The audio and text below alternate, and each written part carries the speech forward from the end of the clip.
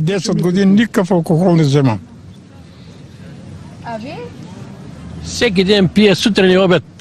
Аз и вечер. И вечер. Защо? Пи ми се. Работа нямам. Хубаво ми става, като се пина. Ами не смятате ли, че това ще пречи на семейния бюджет да давате пари за алкохол? Парите за алкохол ги давам на един път. Правя се ракия с винцето, като си взема грозето и 60 кила ракия и ще пия. А вие? Аз съм същия. Тези пари, които ги давате за алкохол, не може ли да ги давате за семейство? И алкохол по-ефтино кафето. Кафето е по-скъпо. Моя алкохол е по-ефтин ракията, отколкото кафето. Какъв алкохол пиете? Каквото свара, всичкото го пие. Що ме муфта?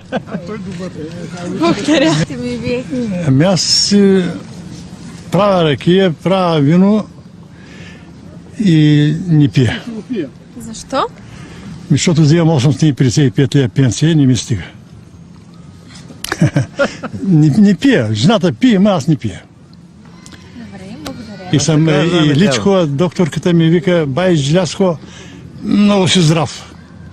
А пък 30 години съм работил в каучковата фабрика. 20 чувала днеска на ден сажди, аз трябва да ги сложа в каучука. И един път, като отиде в клозета и като пръднах, стената я направих черна. Ситуацията се случи както се карах, набирах телефона. Купонът почна в София, а свърши в Банско. Ма ще приключи в Дупница. Имам в Банско много важни срещи делови. Искам да приключа този въпрос, това недоразумение тук веднага и да си хвана едно такси, drink and drive, код дойде. Ще отида в Банско, ще свърша работа и се прибера и се наспа. А този автомобил да остава тук, той не е мой дори. На мен ми беше даден от един приятел, той е полицай. Даде ми автомобила, снима полицейски стикер. Така че не може да става въпрос за никакви престъпления. Полицая е от... няма значение от къде сега, кога говорим тук за... Той ви е приятел. Той ми е приятел, да.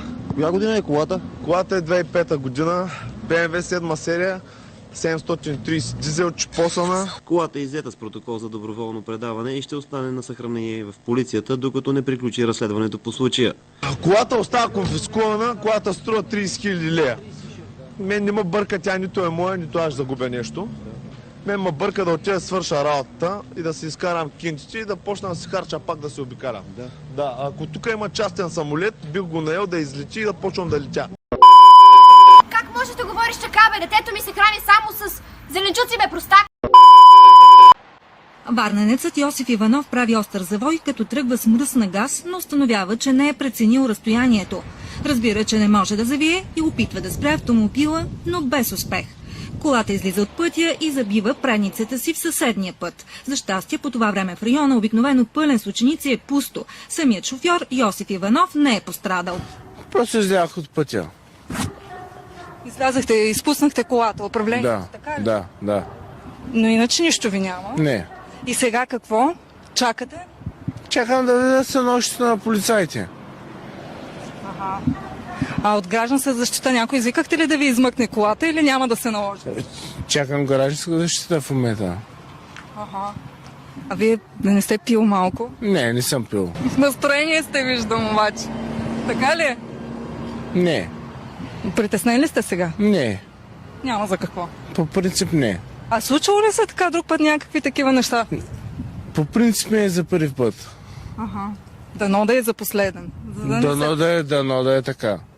Макар и да твърди, че не е пил, но Йосиф Иванов му взеха кръвна проба. В зависимост от резултатите, Иванов може да остане без